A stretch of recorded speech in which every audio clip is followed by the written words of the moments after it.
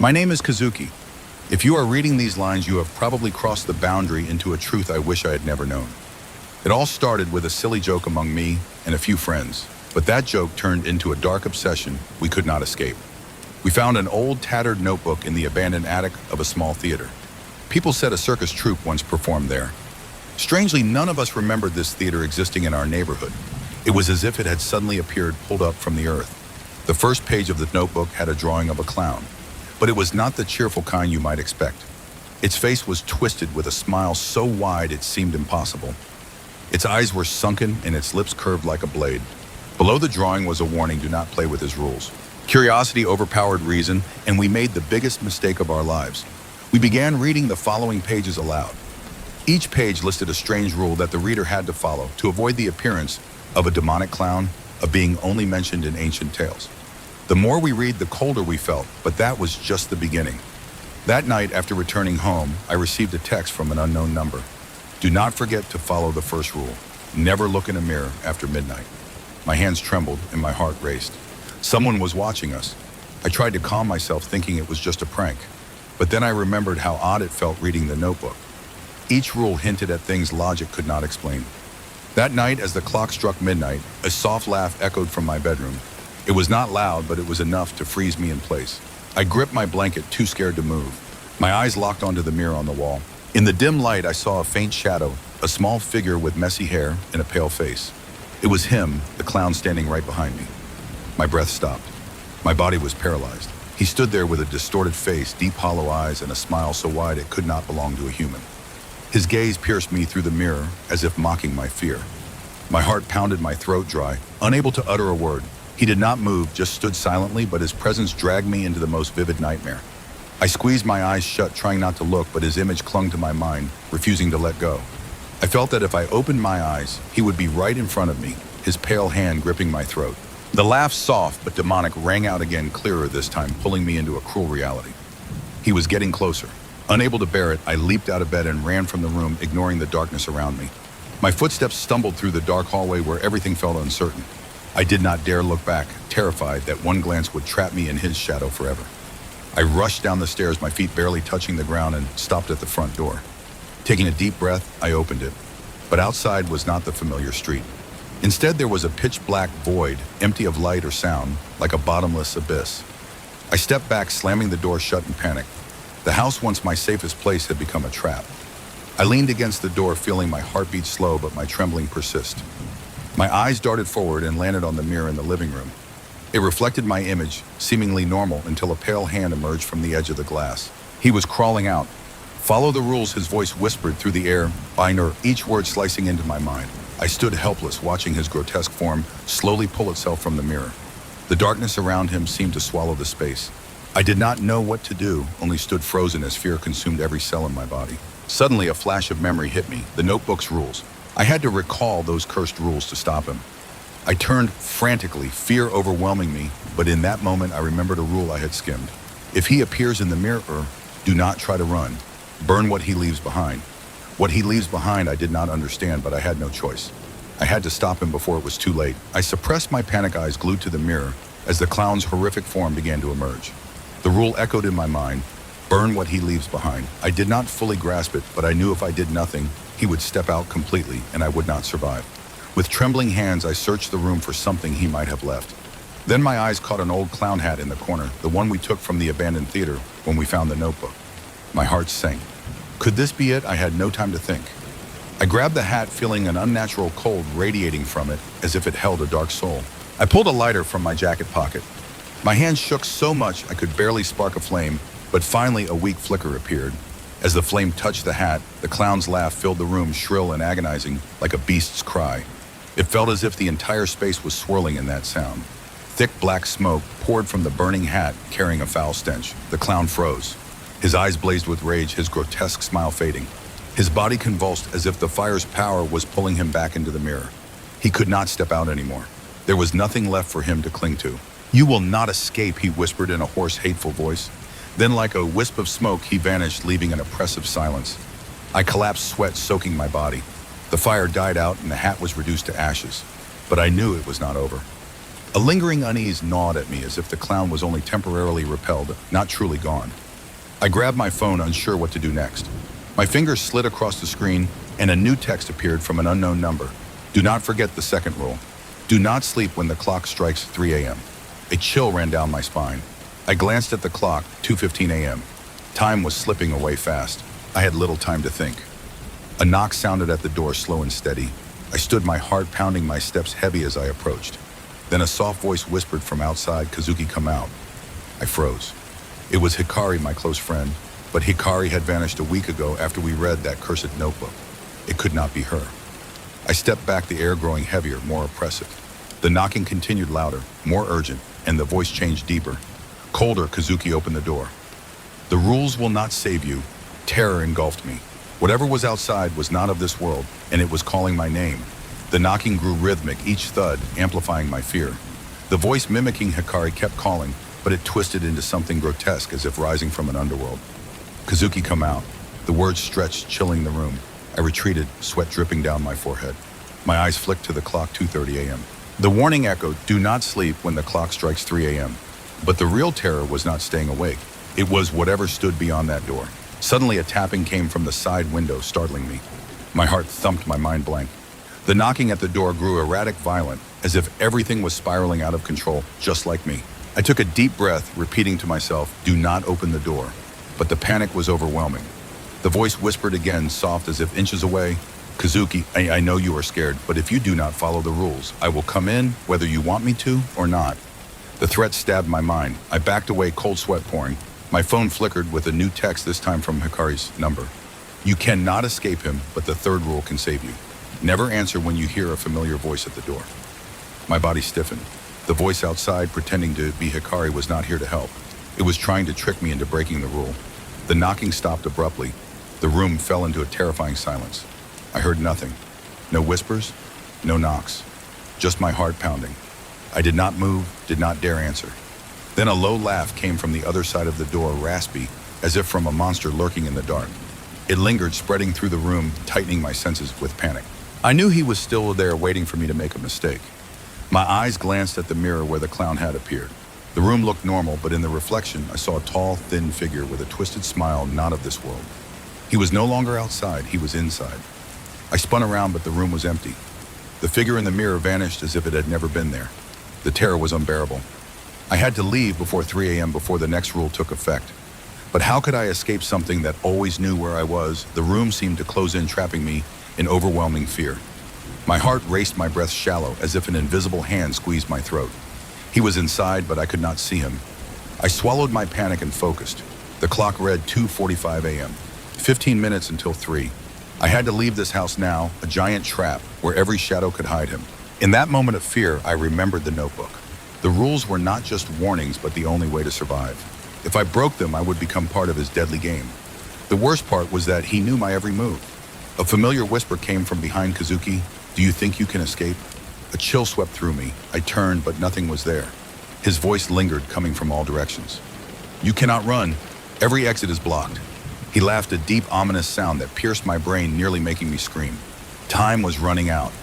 I had to act. I ran toward the stairs, my legs heavy, as if dragged by an unseen force. Each step felt slower, like sinking into an endless nightmare. At the bottom, I noticed something strange. The front door was gone, replaced by a blank wall. I stood frozen, confused. How could this be? Minutes ago, the door was there. Was he bending the space around me? This game was more dangerous than I thought. His voice whispered in my ear, "You are trapped in the cage you built. But there is one way out, if you are brave enough to try." I clenched my fists, trying to stay calm. I thought of finding the notebook for more clues, but as I turned toward the living room, the mirror in front of me cracked. Dark, branching cracks spread across the glass. A pale hand with long, sharp nails reached out. In a panic, I recalled the phone message, "Do not sleep when the clock strikes 3 a.m. He could not kill me now unless I broke a rule. I had to stay awake. But time was short, and he was closing in. My foot brushed something. Looking down, I saw an old wooden box I had never noticed before. Carved on the lid was the clown's twisted smile. A strange feeling surged through me. Could this be what he left behind? I opened the box. Inside was a small wooden doll dressed in a clown outfit, its smile hauntingly identical to his. "Kazuki," his voice rang out now, tinged with anger. He knew I had found something important. Without thinking, I grabbed the doll and sparked my lighter. The flame lit up the dark, illuminating the room. I tossed the doll into the fire. It burned quickly, and a horrific roar erupted from the clown. He staggered, his red eyes glaring with hatred. His body began to dissolve, as if pulled back into the darkness. "You will never escape," he hissed angrily before vanishing completely. I collapsed, my heart pounding. The fire died, and the room fell silent, eerie, and oppressive. I had won, but only for now. The next rules were still out there, and I knew he would return when the game resumed. The room was still, but not peaceful. It was a suffocating quiet, as if time had frozen the moment the clown vanished. I stood drenched in sweat, my breath ragged. The clock ticked on the minute hand, creeping forward. My phone buzzed again. A new text appeared. "You survived, but never return there. Prepare for the next rule. Rule 4. Never turn around when you hear footsteps following you." My blood froze. These rules were not confined to this house. They followed me everywhere, and the worst part was not knowing when the next one would activate. I had to leave. My heart pounded at the thought of opening the door, unsure what waited outside. I had no choice. I moved slowly toward the window. The darkness outside was thick like an endless curtain. Doubt crept in. Could I truly escape this trap, or was the darkness part of him? I reached for the door handle, my fingers trembling. Then I heard a soft footstep behind me. My heart stopped. The footsteps were slow, deliberate, as if someone was approaching. The warning echoed, "Never turn around when you hear footsteps following you." I froze every cell, screaming to look back, but I gritted my teeth, fighting the urge. The footsteps grew closer, clearer, right behind me. I stood rigid, refusing to turn, though panic consumed me. The air grew heavy and a hot breath grazed my neck. Something was standing right behind me. I forced myself to focus, ignoring the chilling breath. Time seemed to stop. I prayed it would end before I lost control. Then a loud banging came from my right, shattering the silence. The door rattled as if it would break. I could not stay. Standing there longer might drive me mad. I lunged for the door, not looking back. The handle was ice cold, but as the door swung open, only a vast darkness greeted me. No light, no sound, just an endless void. I took a deep breath and stepped out. The footsteps behind me stopped. The cold air enveloped me, but I was out of the house, or so I thought. I was wrong. As I stepped through, I found myself standing in front of the same house again. I was back at the start. Panic surged, my heart racing. I ran trying to escape, but every path led back to the house like an endless loop. I was trapped in my own nightmare. From deep within the darkness, the clown's chilling laugh echoed. He would never let me go. Everything was a trap he had set from the beginning. I was not just fighting a monster, I was stuck in his world. My phone buzzed. A new text appeared, Rule 5. His game never ends, but you can change the rules if you find the secret. Secret. I gripped the phone, my mind reeling. This meant there was a way out, but what was the secret? Everything spun in an endless loop. I took a deep breath, calming myself. If this was a game, I had to turn the tables. I decided to re-enter the house, though fear shook me. This time I would not let him control me. The heavy wooden door creaked as I pushed it open. The air inside was familiar, but something had changed. The floor was no longer wooden planks, but a deep red carpet, like a path leading to a room at the end of the hall. Footsteps echoed again, but I did not turn. I knew I was being watched. Each step made the air heavier, as if I was walking into the heart of a nightmare. Entering the final room, I saw the space had transformed. It was no longer a normal house, but a dark, haunting place. The walls were covered with images of the demonic clown, his smile spreading everywhere, making me nauseous. In the center stood a massive mirror, reaching the ceiling, glowing with an eerie light. I approached, my heart pounding. My reflection appeared, but it warped, and another face emerged. His the clown, no longer behind me, but within my image. His red eyes locked onto mine, his smile grotesquely wide. "You want to know the secret?" His voice was soft but menacing. "You joined this game long ago, Kazuki, but you never realized. The secret is you." My heart stopped. I stepped back, trying to escape the mirror, but his eyes pulled me deeper. "You are part of the game, Kazuki. From the moment you broke the first rule, you became mine." He laughed, a chilling sound. My reflection began to merge with his. I no longer recognized myself. The room dissolved as if reality was crumbling. The darkness dragged me deeper, where rules meant nothing. I screamed, but my voice was swallowed by the void. He had won. I was a pawn in his endless game, but amidst his maniacal laughter, a glimmer of hope appeared. On a distant wall, faint words materialized. "To end the game, break the mirror." I turned to the mirror where he still mocked me. No time to hesitate. I gripped my phone and charged at the glass with all my strength. The mirror shattered, the sound piercing. Everything went black. When I opened my eyes, the room was gone. I lay on cold ground surrounded by thick darkness. He was gone. The mirror was destroyed, and with it, his game ended. I had escaped. But deep down, I knew he was still there, waiting for a chance to return to resume his deadly game. I woke in a silent, chilling darkness. No maniacal laughter, no haunting rules. I had escaped the house, his trap. But why did my heart still race? Why did his whisper linger in my mind? The darkness around me was dense cold without a trace of moonlight or streetlights. I stood, my body still numb, as if I had not fully woken from a nightmare. Everything felt unreal, like a distorted painting twisted by an unseen force. I checked my phone, but the screen was black. No signal, no messages, nothing. Reality warped again, plunging me into confusion. I walked searching for an exit, but each step felt like treading into nothingness. The space had no beginning or end. A sigh of wind whispered, "The game is not over." From the darkness, a figure appeared, a woman in a pristine white kimono, her face glimmering in faint light. I stepped back, sensing something terrible. "Kazuki," she said softly, her voice hollow. "Do you think you escaped?" I froze, unable to answer. She knew my name, but I did not know her. The darkness behind her spread, enveloping the space. I realized she was not human. "You broke the mirror, but you cannot break his rules. Each time you think you have escaped, the game begins again." Her eyes turned red, sharp as blades piercing my soul. I remembered the wall's message. To end the game, break the mirror. But the mirror was gone, so why was I still trapped? I screamed, "I do not want to continue." My voice was swallowed by the void. She laughed coldly, without emotion. "Do you think you can escape him so easily? You stepped into his world, and breaking the mirror was just part of the game. The real secret is you must face him." I froze. Face him? How could I confront something that manipulated everything, keeping me in endless fear? She continued, "Only by accepting the monster within you can you escape this loop. He is not just an external entity. He is part of you." I stumbled back, my body cold. What was she saying? The monster within me, he had become part of me. Then footsteps echoed again, his footsteps. The clown's silhouette appeared in the distance, his twisted smile gleaming. His red eyes cut through the space, locking onto me. I froze, unable to move. "Kazuki," his voice rumbled, threatening. "Do you think you can run? You are mine forever." I wanted to scream, to flee, but there was no escape. He was back, and this time he would not let me go easily. The game was not over. I had no choice but to face him, to face myself, before the darkness swallowed me again. I realized a terrifying truth: there was no escaping this game. Each attempt to flee only pulled me deeper into his endless nightmare, one I might have helped create. His presence overwhelmed me, his red eyes burning into my soul, exposing every hidden fear. He stepped closer, his heavy footsteps echoing in the empty space. His smile widened, as if savoring my terror. I backed away, my heart racing. Face him? How could I confront something that had haunted me from the start? But if this was my last chance to end it, I had no choice. "Kazuki," his voice rasped with power. "You have run far enough. Now face your fear." He advanced, his footsteps resounding. Maniacal laughter echoed from afar, like thousands of trapped souls in this nightmare world. "You cannot escape because this is you," he said, his smile stretching wider.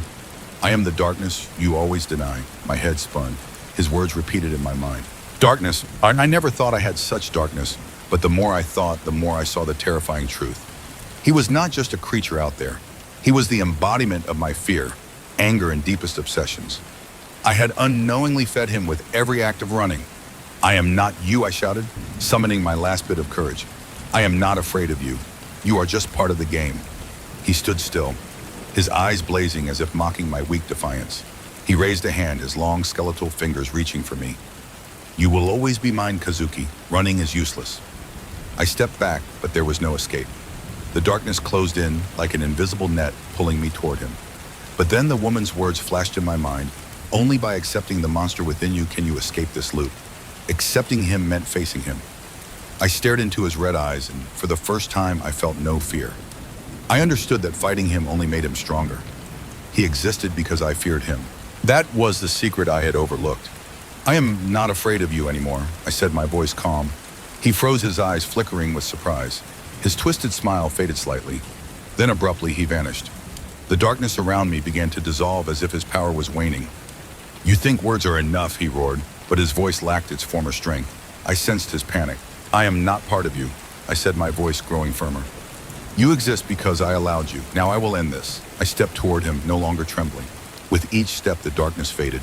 He retreated, his red eyes no longer those of an all-powerful monster, but of a trapped creature. "No, impossible," he muttered, his trembling hand raised powerless. You will never escape. You will never be free.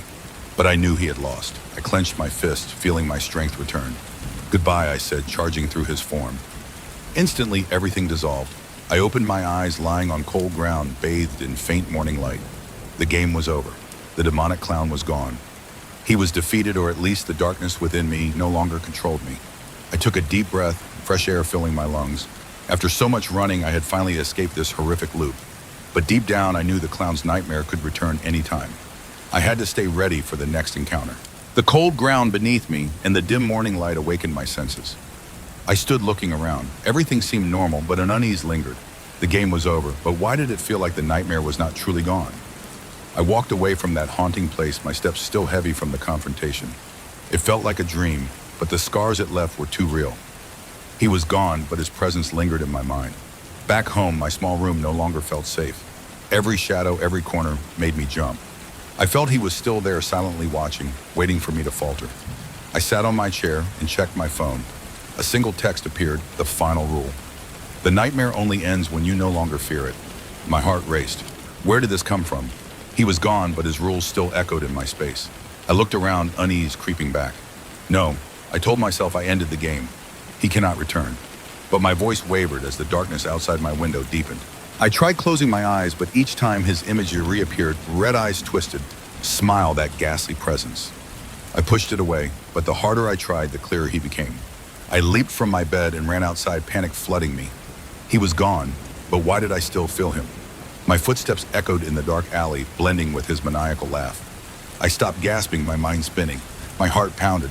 What could I do to escape this hunted feeling? In my panic, I recalled the mysterious woman's words. I had to face the monster within to break the loop. He was not just an external entity, but the embodiment of my fears and darkness. He existed only when I feared him. But how could I stop fearing something so ingrained in my mind? I slowed my pace, breathing evenly, trying to stay calm. If fear fed him, I had to sever that connection. I had to stop letting fear control me, no matter how overwhelming.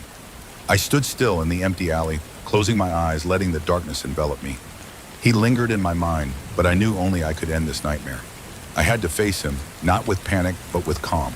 Kazuki, his whisper came closer than ever. I did not respond. I stood breathing steadily, letting the fear dissolve. He stepped from the darkness, his pale face and red eyes glaring, but this time I felt no threat.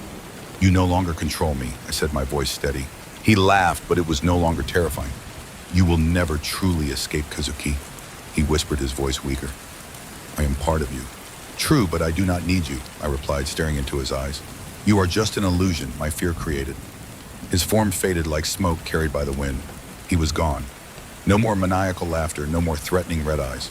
I stood in the darkness, but it was no longer frightening. I knew he would not return as long as I controlled my fear. The game was over. After countless escapes, I had broken the deadly loop. As morning light returned, I felt peace in my heart.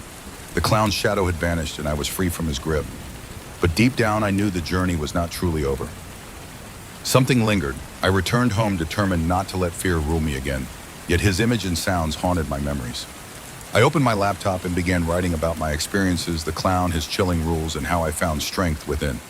Each word was a release, a way to share my story and help others face their fears. The page became a canvas for my lessons. I looked at the mirror where I had seen him. My reflection was no longer haunted. I had grown stronger. But a faint unease lingered. Was he truly gone or waiting to return? You cannot hide forever, a whisper echoed in my mind. We will meet again. I shook my head, banishing the thought. I would not let him return. With a firm motion, I closed my laptop and stepped outside. The sun shone, and I knew I was not alone in this fight. I had won once, and if I faced worse in the future, I would be ready. The fresh air and bright sunlight welcomed me. I felt free but eager for what lay ahead. I did not know what the future held, but I was prepared for any challenge. The demonic clown was gone, but his legacy lived in my mind. The lessons of strength, perseverance, and facing my fear would guide me forward. Life continued, and I would not let fear define me anymore. This was not an end, but a new beginning. Each day I would walk with confidence, ready for whatever came, be it terrifying or wondrous. Thanks for watching this video. If you like this video, drop a comment below. And please like, share and subscribe my channel.